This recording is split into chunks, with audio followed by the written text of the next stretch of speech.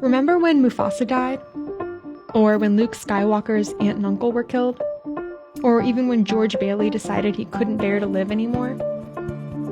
These are some of the most grim, tragic moments in film history. But they have something else in common.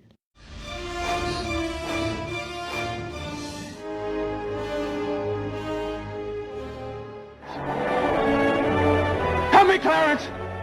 Once you start paying attention, these 4 notes are everywhere.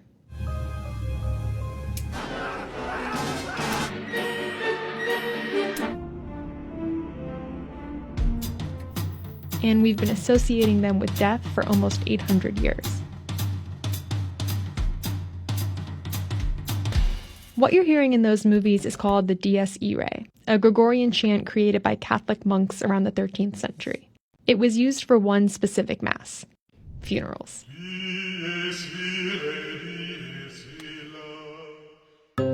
Dies Irae translates from Latin to Day of Wrath.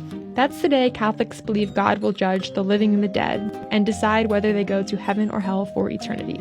Really is this sort of fire and brimstone passage that's talking about the day of reckoning, where in essence the decision is being made whether you're going to heaven or you're going to hell. That's Alex Ludwig, a musicologist and professor from the Berklee College of Music who keeps a big list of Dies Irae references in movies.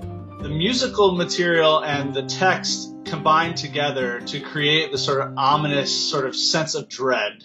Over the next few hundred years, the church's influence spread considerably, and the Day of Wrath started popping up in works of art outside the church, like Mozart's 1791 symphony Requiem, influenced by the music of funerals. In 1830, French composer Louis Hector Berlioz took the Dies Irae's cultural capital to a new level. In his Symphonie Fantastique, he lifted the melody but left out the words.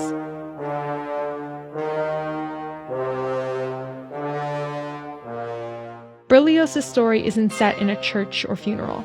It's about an obsessive love, in which the main character dreams the lover he murdered has come back as a witch to torment him.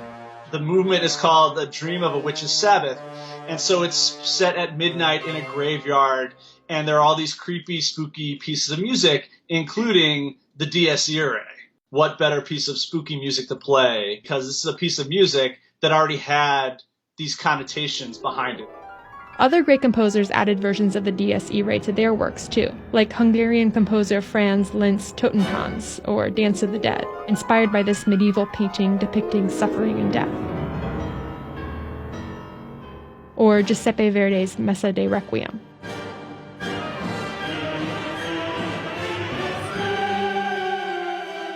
And then we have the early silent films where this Dies Irae is then extracted even further and used as a sort of sample or sort of reference to dark, ominous actions taking place on screen. Silent films were often accompanied by full orchestras, playing songs that helped propel the soundless stories along. Like 1927's Metropolis, a silent German sci-fi about a dystopia full of robots and destruction, which uses the Dies Irae in a particularly dramatic moment.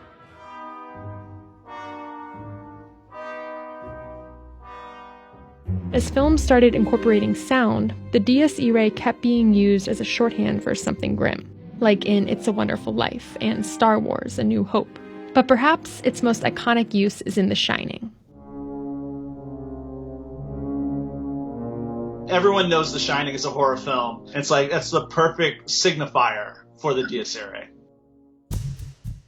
The Dies Irae has come a long way from 13th century funerals to scary movies.